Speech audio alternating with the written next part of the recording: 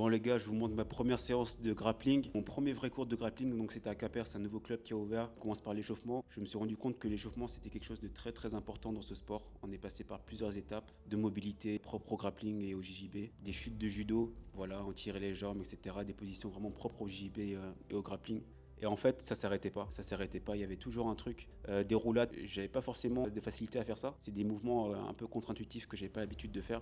On a essayé de faire avec le collègue, on a un peu galéré. Lui aussi, c'était ses débuts, mais on a fini par y arriver. En tout cas, il y avait un côté beaucoup plus facile que l'autre. On voit l'autre côté, on a un peu galéré. Mais sinon, à part ça, c'était cool. Et ça s'arrêtait pas. Ça s'arrêtait pas. C'est un mélange d'échauffement et un peu de renforcement musculaire aussi. C'était les deux. J'ai bien apprécié. Pour une personne qui n'a pas de condition physique, c'est plutôt pas mal. Ensuite, on faisait des petits jeux. Là, je devais lui toucher le dos.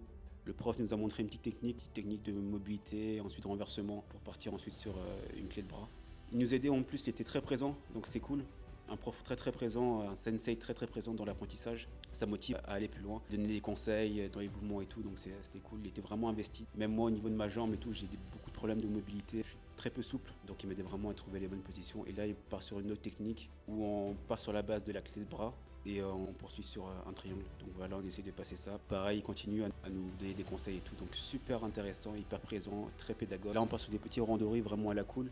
Moi, vu que je connais très peu de technique, mon but c'était vraiment plus de contrôler, prendre ce que j'ai pu apprendre au judo, trouver une position dominante entre guillemets et le contrôler, le garder dans cette position. Je pense que c'est très important avant de passer sur d'autres techniques. Là, il a tout essayé pour essayer de sortir de ma garde, mais il a eu un peu de mal, parce qu'il était débutant comme moi aussi, je pense. En tout cas, on avait à peu près le même niveau. Peut-être lui un peu plus technique que moi, mais voilà, il a quand même du mal à sortir de ma garde. Et dès que j'ai pu, j'essaie de le renverser.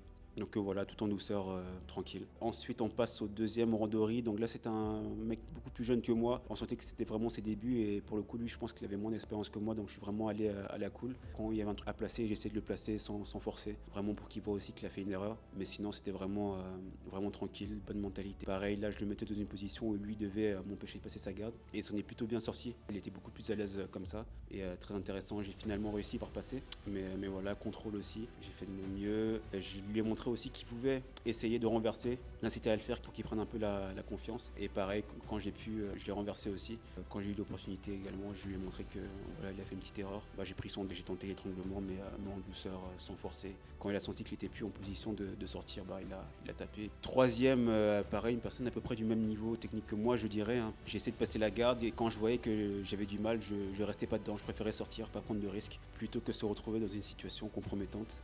Pareil, là je travaille, j'ai essayé de passer un petit peu. Dès que j'ai vu une opportunité, j'ai passé sa garde. Donc voilà, contrôle aussi, beaucoup de contrôle de judo. Là, il était un peu fatigué parce que je mettais un peu de poids. Vu que je connais pas trop technique, comme je vous ai dit, je restais surtout dans le contrôle. Et au bout d'un moment, il était épuisé à essayer de sortir. On est resté longtemps comme ça. On est reparti sur notre phase. Là, il est rentré directement dans ma garde. Ça m'a permis de travailler ça aussi comme tout à l'heure.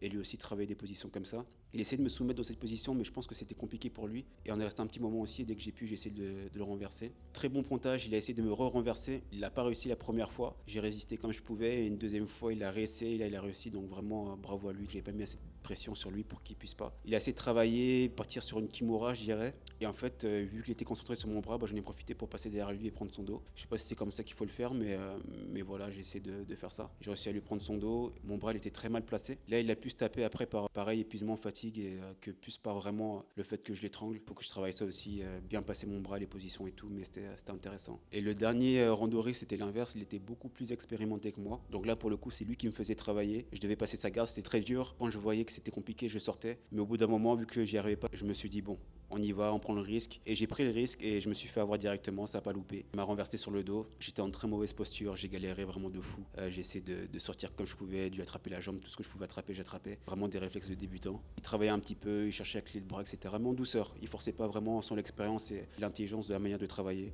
Vraiment, il m'obligeait à défendre, à faire des choses et tout. Et à un moment, j'ai dit, allez, je vais essayer de ponter, sortir de là. Et directement, il en a profité pour prendre mon bras pour une clé de bras, la placer tranquillement. Quand il est parti pour placer la clé de bras, mon réflexe a été directement d'utiliser le mouvement de la clé de bras pour remonter sur lui. Donc je pense pas que ce soit la bonne chose à faire, mais j'ai senti qu'il n'avait pas forcément la meilleure prise pour un triangle après, donc j'y suis allé. Si vous avez d'autres solutions, des meilleures que ça, avec plaisir, je prends tout. Ensuite, étirement, tranquillement, en douceur, et on s'applaudit pour nous remercier tous d'avoir participé à cette séance-là. On se salue tous, et à la fin, petite photo pour immortaliser l'entraînement, parce qu'il y avait un peu de monde, c'était cool, ça faisait plaisir. Et en plus de ça, c'est un club qui a ouvert très récemment, donc voilà, c'était pour immortaliser tout ça. Très belle séance, très beau sport. J'ai bien aimé la mentalité de chaque personne, et j'ai beaucoup aimé la pédagogie du sensei, donc c'était vraiment cool. Merci à eux tous.